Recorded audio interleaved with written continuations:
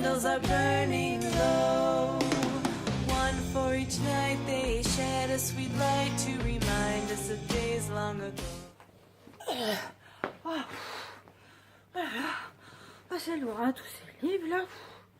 Allez. Je vous prépare tout ça. Bonjour à tous et bienvenue sur la chaîne YouTube de la médiathèque des Avenirs. Après cette petite intro, est-ce que vous avez compris ce que j'allais vous présenter aujourd'hui? Je sais pas, le tram, les rails, la librairie Momifolie. Bah oui, je vais pas vous faire attendre plus longtemps à répondre à votre question puisque en fait je ne suis pas en direct. Donc, je suis allée en librairie, à la librairie Momifolie, spécialisée donc dans les BD, comics et mangas. Alors, on commence par la suite de série. Je ne présente plus les fairy tales. Fairy tale, juste des petits mots-clés, sorciers, guilde de sorciers, dragons, univers un peu féerique et fantastique. Ensuite, une série, je ne sais pas si tout le monde la connaît, c'est Last Hero Inuyasha... Pardon, mon japonais n'est pas très excellent. Hein. Last Hero Inuyashiki, c'est en fait l'histoire d'un vieil homme discret et martyrisé par sa propre famille et il apprend qu'il est rongé par un cancer.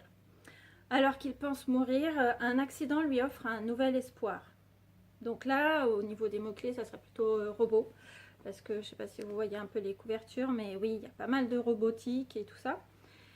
Et puis surtout des super-héros et des super-méchants. À la médiathèque, on a déjà du tome 1 au tome 7 et vous aurez donc la suite très prochainement, 8, 9, 10 et ça se termine au 10. Donc la série sera terminée. Pour continuer dans la suite des séries,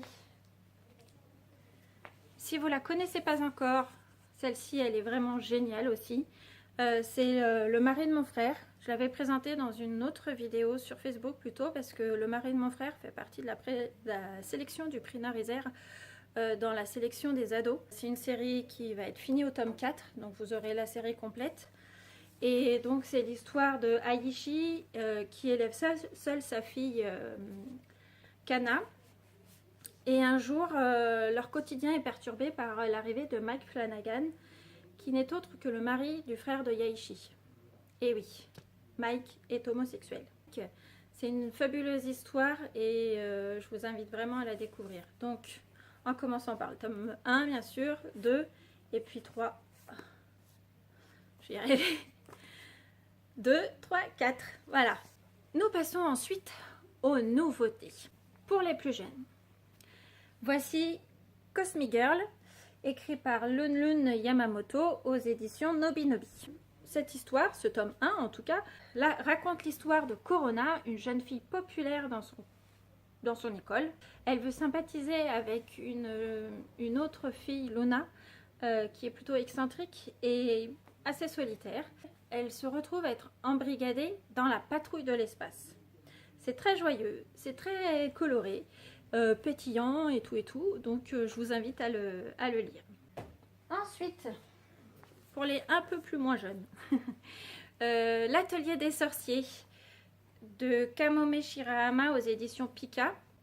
C'est l'histoire de Coco qui rêve d'être sorcière. Depuis toute petite, elle est passionnée par la sorcellerie. Et elle va réaliser son rêve grâce à un accident un peu malheureux. Mais elle va grandir dans la sorcellerie et elle va réaliser son rêve. C'est un premier tome vraiment passionnant. On a envie de savoir la suite, ça c'est sûr. Qui n'est pas encore sorti, donc faudra patienter, mais déjà commencer par le premier. Encore un premier tome, oui, que des nouveautés premier tome. Pour le moment, c'est que les premiers tomes. Donc, cette seconde nouveauté, The Promised Neverland, si je prononce bien l'anglais. Donc, The Promised Neverland, tome 1, écrit par Kaiyu Shirai. Excusez-moi. Écrit par Kaiyu Shirai, aux éditions Kazé. Les enfants de l'orphelinat Gracefield House vivent dans le bonheur. Malheureusement pour eux, 2 d'entre eux vont découvrir que leur environnement est plutôt très hostile, à commencer par la seule adulte qu'ils côtoient et qu'ils nomment maman. très mystérieux, parfois un peu angoissant, mais à la fois très riche au niveau de l'apprentissage des enfants. Autre nouveauté, Fire Force, écrit par Atsushi Okubo aux éditions Kana. Dans cette histoire, on parle de feu, de pompiers, mais surtout de combustion spontanée qui transforme les êtres humains en véritables monstres de flammes. L'histoire commence où Shinra va prendre le train pour intégrer une brigade de Fire Force. Seulement dans le train qui arrive pour aller à la 8e brigade, un être humain a pris flamme, a eu un accident de combustion spontanée. Pour combattre ces combustions spontanées et tenter de comprendre ce phénomène, la Fire Force fut créée. Ce sont des pompiers aux habilités très spéciales, un peu comme des pouvoirs. Encore une nouvelle série manga, une des dernières pour les plus jeunes, je dirais à partir de 9 ans. Donc cette série s'appelle Moi quand je me réincarne en slime. Alors qu'est-ce que c'est que le slime? Eh bien c'est en fait une sorte de petit monstre en forme de goutte d'eau. Les jeunes savent ce que c'est puisque souvent on voit des tutos pour essayer de créer des slimes. Et là dans l'univers japonais, eh bien c'est une forme de monstre qui a des pouvoirs et qui au départ est mal connu dans le sens où c'est qu'une petite flaque d'eau presque. Et en fait quand il avale les végétaux, les animaux, voire même les humains, il arrive à absorber les pouvoirs ou en tout cas les caractéristiques de chaque être vivant. Dans cette série, après avoir mené une vie triste de célibataire endurci, Satoru se réincarne dans un slime. C'est plein d'humour et aussi plein de magie. Encore une belle histoire. On passe au BD. Les Ravencroft, écrit par David Cali et Valentina Brancati aux éditions Kramik. C'est l'histoire de deux orphelins, Ashley et Joyce Ravencroft, qui mènent une enquête sur le curieux héritage que leur ont laissé leurs parents avant leur accident, réel ou pas, on ne sait pas. On n'a pas retrouvé les corps, mais les enfants ont reçu un colis avec des statuettes dedans. On continue avec les BD. Télémaque. Alors là, je vous raconte un peu ou pas forcément l'histoire. Vous connaissez sûrement la mythologie grecque. Ulysse, Télémaque, son fils. Donc là, c'est raconté en BD par Kit Toussaint et Kenny Ruiz aux éditions Dupuis. Ensuite, les incroyables aventures de l'enfant plume. Où là, on rencontre le destin d'un enfant oiseau qui vit reclus sous les toits avec un homme qui l'a recueilli. Pour terminer avec les plus jeunes, voici la série Frank. C'est l'histoire de Frank, ce jeune garçon, qui est orphelin et qui décide d'aller à la découverte de ses parents.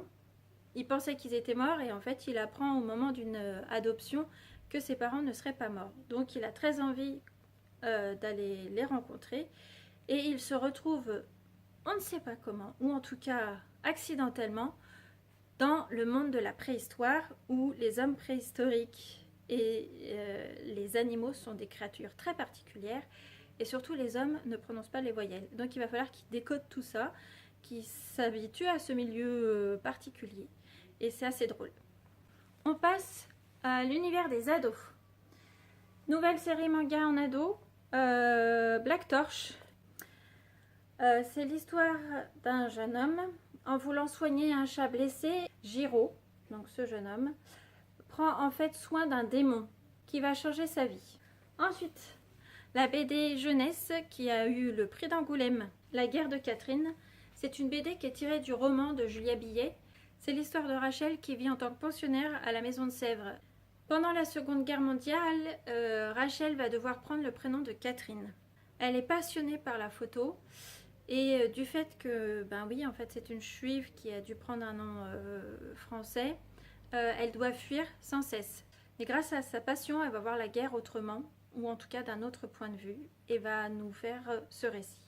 Voilà, je vous ai presque tout présenté de tout ce que j'ai rapporté de la librairie. D'autres BD se préparent pour la sélection de l'été. Je vous remercie de m'avoir suivi jusqu'au bout. Et puis, je vous invite à venir découvrir toutes ces belles BD. à la médiathèque bien entendu. Et puis surtout, comme la dernière fois, hein, n'hésitez pas à mettre vos pouces si vous aimez les vidéos. Et puis à nous suivre en vous abonnant. Vous pouvez vous abonner à nos vidéos sur notre chaîne YouTube. Je vous dis à très bientôt. Bye bye.